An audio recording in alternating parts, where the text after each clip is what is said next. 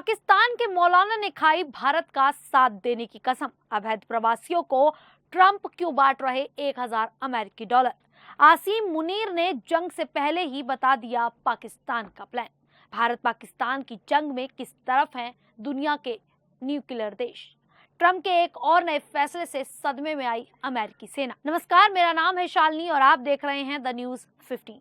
स्वागत है आपका हमारे खास प्रोग्राम दुनिया के हालचाल में। चलिए नजर डालते हैं इन बड़ी खबरों पर विस्तार से। पाकिस्तान में इन दिनों हालात काफी तनावपूर्ण हो गए हैं। भारत और पाकिस्तान के बीच बढ़ते तनाव के बीच पाकिस्तान के कुछ हिस्सों से बगावत की आवाजें उठने लगी हैं, खासकर बलूचिस्तान और खैबर पख्तूनख्वा जैसे इलाकों से भारत का समर्थन करने की बातें सामने आ रही हैं। बलूचिस्तान पहले से ही पाकिस्तान सरकार के खिलाफ है। यहाँ के लोग लंबे समय से आजादी की मांग कर रहे हैं। अब खैबर पख्तूनख्वा से भी ऐसे ही सुर सुनाई दे रहे हैं। हाल ही में खैबर पख्तूनख्वा की एक मस्जिद में मौलाना मोहम्मद रंगीला ने खुलेआम पाकिस्तान सरकार और सेना की आलोचना की। उन्होंने कहा कि अगर भारत और पाकिस्तान के बीच जंग होती है तो वो भारत का साथ देंगे। इस बयान के पीछे वजह है पाकिस्तानी सेना द्वारा इन इलाकों में किए जा रहे अत्याचार की।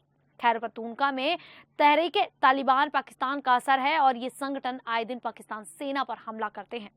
इससे पहले बलूच नेताओं ने भी ऐलान किया था कि वे जंग में भारत का समर्थन करेंगे। यहाँ तक कि पाकिस्तान की राजधानी इस्लामाबाद भी पूरी तरह से सरकार के साथ नहीं दिख रही। इस्लामाबाद की लाल मस्जिद के मौलाना अब्दुल अजीज गाजी का एक वीडियो वायरल हो रहा है जिसमें वो पूछते हैं कि युद्ध की हालात में कौन पाकिस्तान का साथ देगा, लेकिन मस्जिद में कोई जवाब नहीं देता।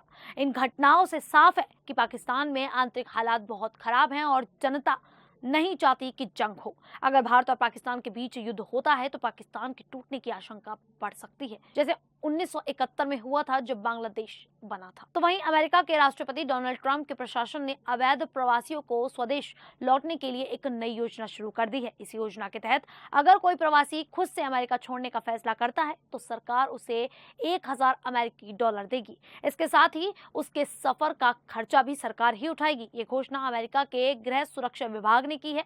उन्होंने कहा कि जो लोग CBP-1 नाम के मोबाइल ऐप के जरिए सरकार को सूचित करेंगे कि वे अपने देश लौटना चाहते हैं, उन्हें जल्दी और आसान प्रक्रिया के जरिए वापस भेजा जाएगा। गृह सुरक्षा विभाग का कहना है कि इस ऐप की मदद से भेजने की लागत में लगभग 70% की बचत होगी। अभी एक अवैध प्रवासी को पकड़ने, हिरासत में लेने और वापस भेजने में सरकार को औसतन $17,121 का खर्च आता है, लेकिन अगर कोई खुद वापसी की इच्छा जताता है तो यह खर्च काफी कम हो जाएगा। इस योजना को लेकर होमलैंड सुरक्षा सचिव क्रिस्टी नोएम ने कहा कि अवैध रूप से अमेरिका में रहने वालों के लिए यह सबसे सुरक्षित और किफायती तरीका है। अगर वे गिरफ्तारी से बचना चाहते हैं तो खुद ही अमेरिका छोड़ देना सबसे अच्छा विकल्प है। हाल ही में मिशिगन में एक रैली में ट्रंप ने अपने कार्यकाल के उपलब्धियों का जिक्र करते हुए कहा कि उनके पहले 100 दिन किसी भी अमेरिकी राष्ट्रपति से ज्यादा सफल नहीं रहे।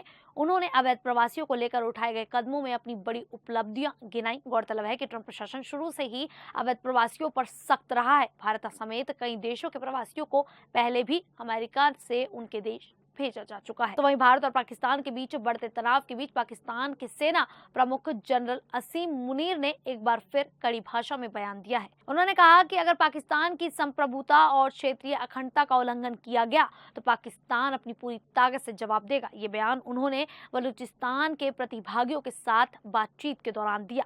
सेना की ओर से जारी बयान के अनुसार आसिम मुनीर ने कहा कि पाकिस्तान क्षेत्र में और बाहर शांति चाहता है, लेकिन अगर कोई देश उसकी प्रतिष्ठा को चुनौती देगा तो वह चुप नहीं बैठेगा। उन्होंने साफ कहा कि देश की सुरक्षा और लोगों की भलाई के लिए पाक सेना हर जरूरी कदम उठाएगी। मुनीर ने यह भी कहा कि आतंकवाद किसी धर्म या जाति को नहीं पहचानता और इसे केवल राष्ट्रीय एकता से ही हराया जा सकता है। बलूचिस्तान में जारी अशांति का जिक्र करते हुए उन्होंने कहा कि जो आतंकवादी बलूच पहचान के नाम पर हिंसा फैला रहे हैं वे बलूच लोगों के देशभक्ति पर कलंक है। इसके साथ ही आसिम मुनीर ने कश्मीर मुद्दे पर भी कड़ा बयान दिया। उन्होंने कहा कि कश्मीर पाकिस्तान की रगों का हिस्सा है और ये पाकिस्तान के लिए एक भावनात्मक और धार्मिक मुद्दा है। उन्होंने ये भी कहा कि पाकिस्तान के पूर्वजों ने तय किया था कि वे हिंदुओं से अलग हैं। धर्म, संस्कृति, सोच और उद्देश्य सब कुछ अलग है। मुनीर के इस बयान से साफ है कि पाकिस्तान सेना फिर से सख्त रुख अपना रही है और भारत को सीधे तौर पर चुनौती दे रही है। हालांकि यह भी देखने वाली बात होगी कि पाकिस्तान के अंदरूनी हालात इस तरह की चुनौती को कितना झेल सकते हैं।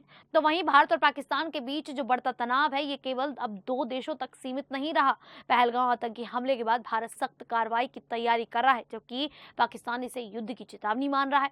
दोनों देशों के बीच जंग के आसार बढ़ते जा रहे हैं और इसका असर पूरी दुनिया पर पड़ रहा है। पाकिस्तान के राजदूत ने साफ कहा है कि अगर भारत ने हमला किया या पाकिस्तान के पानी के प्रवाह को रोका तो पाकिस्तान पूरी ताकत से जवाब देगा, जिसमें परमाणु हथियार का इस्तेमाल भी हो सकता है। ऐसे में सबसे बड़ा सवाल उठ जाता है कि परमाणु ताकत रखने वाले देश किसके साथ खड़े होंगे। दुनिया में इस समय 9 परमाणु देश हैं: अमेरिका, इजराइल, चीन, फ्रांस, ब्रिटेन, रूस, भारत, पाकिस्तान और उत्तर कोरिया। भारत के अमेरिका, इजराइल, फ्रांस, ब्रिटेन और रूस से अच्छे रिश्ते हैं, जबकि पाकिस्तान के सिर्फ चीन और उत्तर कोरिया से ही करीबी संबंध हैं। हाल ही में अमेरिकी सदन के अध्यक्ष माइक जॉनसन ने पहलगाम हमले की निंदा करते हुए कहा कि अमेरिका भारत की मदद करेगा। इससे ये साफ हो गया कि अमेरिका भारत के साथ है। वहीं इजराइल ने भी खुलकर भारत का समर्थन किया है। दूसरी ओर चीन ने पाकिस्तान को पूरा समर्थन देने का वादा कर दिया है। चीन हमेशा से पाकिस्तान की मदद करता आया है। उत्तर कोरिया के भी पाकिस्तान के साथ आने की संभावना है। फ्रांस, ब्रिटेन और रूस जैसे देश दोनों देशों से संयम बरतने की अपील कर रहे हैं। इन देशों के भारत और पाकिस्तान दोनों से अच्छे संबंध हैं, इसीलिए ये तटस्थ रहना चाहते हैं। वहीं दूसरी ओर अमेरिका ने अपनी सेना को लेकर एक बड़ा कदम उठाया है। अमेरिका के रक्षा मंत्री पीट हेग्सेथ ने सेना के शीर्ष पदों में कटौती का आदेश दिया है। ट्रंप प्रशासन के इस फैसले के तहत सेना के उच्च अधिकारियों के पदों में 20% की कटौती की जाएगी। रक्षा मंत्री हेग्सेथ ने यह आदेश देते हुए कहा कि इससे सेना का कामकाज और अधिक प्रभावी और कार्यकुशल होगा। उन्होंने कहा कि यह कदम अनावश्यक पदों और नौकरशाही को खत्म करने की दिशा में उठाया गया है। इस कटौती में नेशनल गार्ड और जनरल फ्लैग अधिकारी दोनों शामिल हैं। सेना को अपने जनरल और फ्लैग ऑफिसर के 10% अतिरिक्त पदों को भी कम करने को कहा गया।